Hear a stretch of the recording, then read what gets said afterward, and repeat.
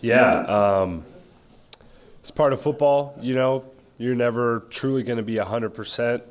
Once the season gets going, nicks and bruises. But we have one game until bye week, so I know the team knows that, and we're going to push through. What have you learned about that, just physically and mentally pushing through? The 18 you guys played, I think, without interruption, too. Just what are some lessons that you've taken away as a veteran? Yeah, well, each week is kind of like a building block. If you don't take care of yourself week 3, you may not feel the consequences week 4, but you probably will week 8.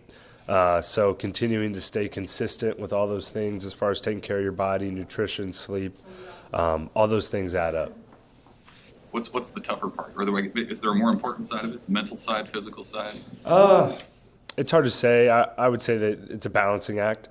It's all inclusive, Got to take care of all those aspects. One part of that is missing, I think, it makes it a lot tougher to handle. When you went back and watched the film from Saturday, what did you take away from it, good, bad, or otherwise? Yeah, well, I feel really good about the way our team played, in all honesty. We fought our ass off. We did, battled, and, a couple mistakes on my end, a couple mistakes as a unit. But we're getting those things cleaned up, and I'm proud of the way those guys battled, and we're going to use those positive things, take away from that game, and transfer it on to Minnesota. Is there something when you have a little space now from the end of the game, besides, I guess, the obvious result, is there something that you should have done differently on the sneak, or what did you see when you watched it back with a little separation from the game? The fumble play? Yeah. The biggest thing, just continuing to be aware and hold on as tight as possible to that ball. It's hard to really see anything else there from that play. Yeah.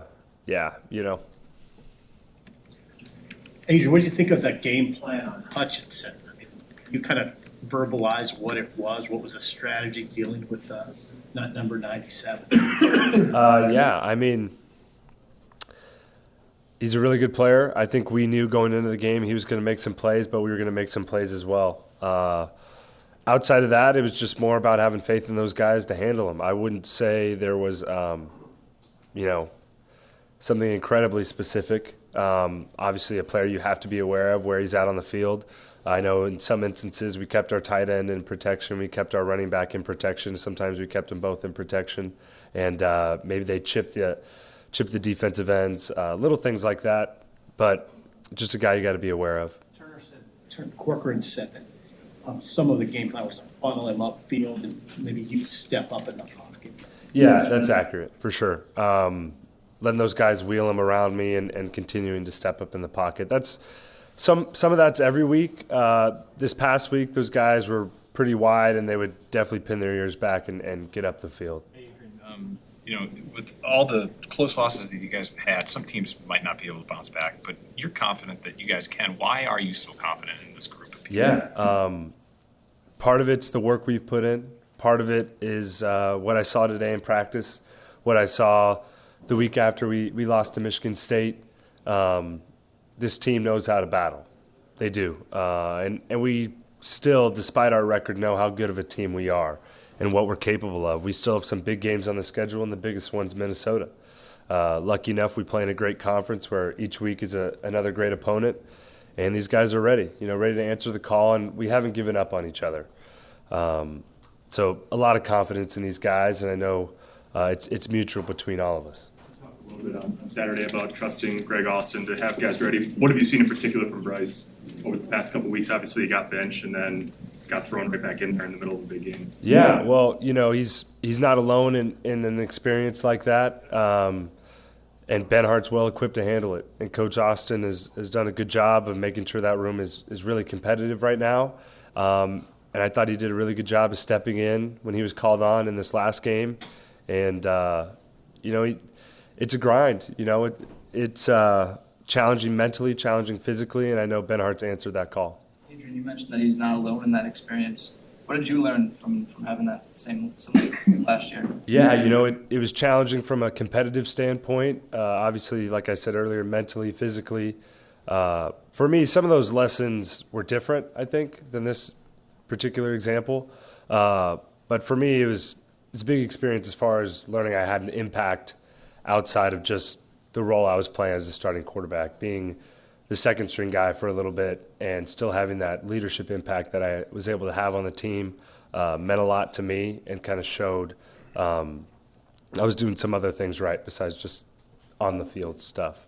You also mentioned that you think Bryce was cut out for this or whatever you just said.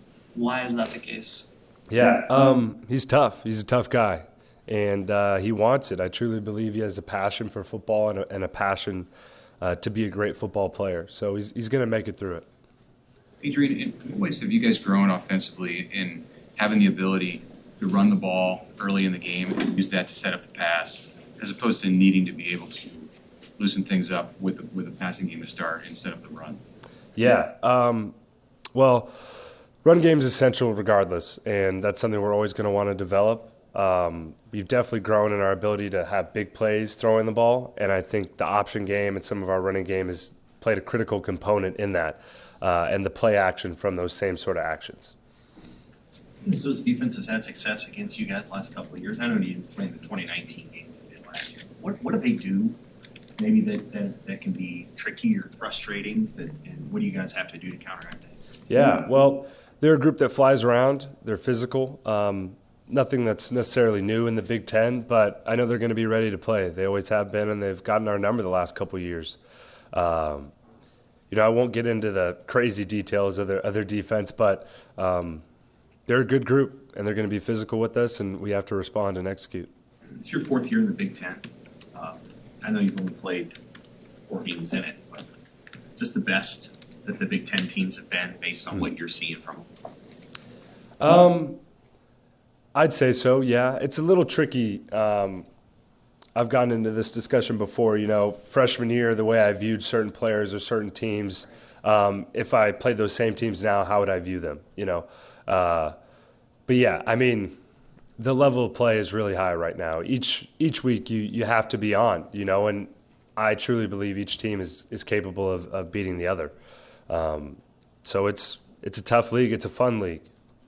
You guys are playing better than you did in 2018 by some margin, you agree. And 100%. And yet you guys have fallen short in some of these games. So does that tell you something about how much better the league is, that you guys are playing better than you did back then and it's still not quite enough? Yeah, I would say so. But also, our team is a really good team as well. And, I know you guys have heard it a million times, but a couple of those plays we get cleaned up, we could be in a different spot. Adrian, your teammates have really praised you since the game ended Saturday night for just your toughness and turnovers, saying you're a tough son of a bitch.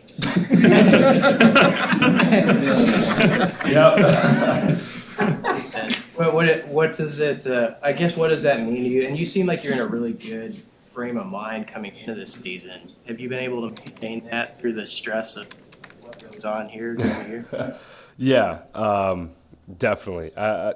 I think all the combined experiences from the past years and sort of the work I've done off the field to be where I'm at now has helped me sort of handle the whole deal and turn into the player that I've wanted to become, right? And that's a really high compliment coming from him and in general. Coach Frost had said something to the team, do you want to be remembered as a tough player? That is probably one of the highest compliments you can receive from your peer. So it definitely means a lot. And we'll work on his censoring, I'll get him in the workshop, don't worry. Hey, Adrian, do you ever think, though, in your private time about how maybe you deserve a better fate? No.